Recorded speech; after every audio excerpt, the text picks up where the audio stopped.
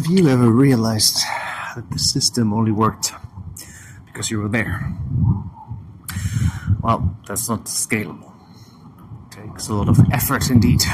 So, today I'd like to talk about defensibility in leadership. Defensibility does not equal defensiveness. You don't have to fight anyone. It's not an emotional resistance that you have to build up or present. Rather, it represents architectural clarity. So a defendable system can respond to queries such as, why was this choice made? What criteria were used? You know, if you have to choose between two different software packages, why this, not the other? Who approved it? Who was in the loop? Which alternatives were considered? Where is all of this documented?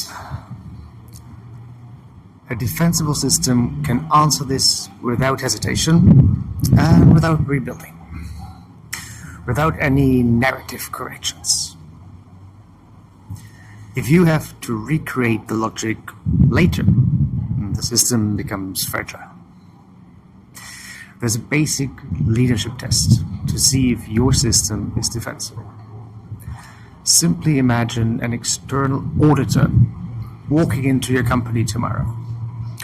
Not an evil person, just someone who was asking a few questions. Could you explain what is the pricing logic? Are there controls for scope changes? What are the AI usage policies? What about the ERP configuration decisions? Why were they made? Who made them? What are the bounds for role accountability? If the explanation is based on recollection or personal interpretation, it will not stand up to scaling. However, if it is based on documented structure, it will. Many leaders rely on intelligence and reactivity. However, intelligence doesn't scale. You only have one brain. So you need a coherent system. Undocumented system crumble under intense scrutiny. This isn't because people are incompetent. Again, it's a problem with just having one brain. So stress can exacerbate deficiencies, ambiguities, while a defensible system generally has three characters that make it scalable. It has a clear decision-making rights, it's a documented reasoning, and traceable results.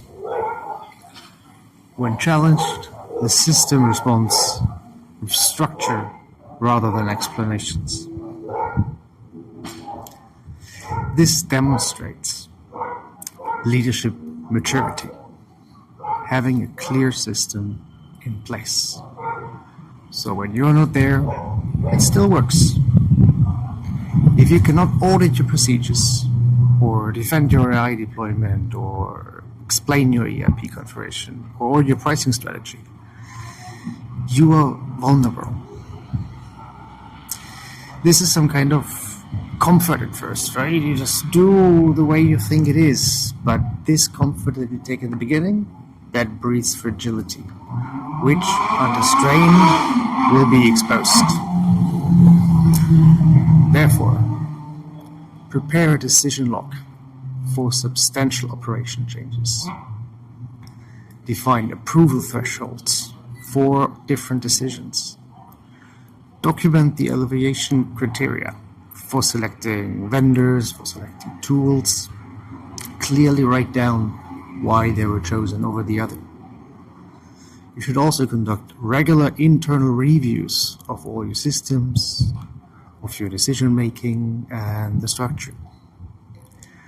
Simulate audit scenarios on a quarterly, half-year basis. Just ask can this process withstand scrutiny?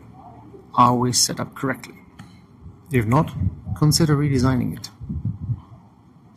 If you found this video useful, please like it. Subscribe if you're looking to enhance your leadership through systems and governance. You can also find me on LinkedIn, where I post about topics like this twice a week. You can share this video with someone who's trying to scale up an organization and needs to be more disciplined in their approach to structure. Alternatively, as I mentioned, you can find me on LinkedIn. Otherwise, fortnightly videos here. I'll see you on the next one. Now enjoy my swim.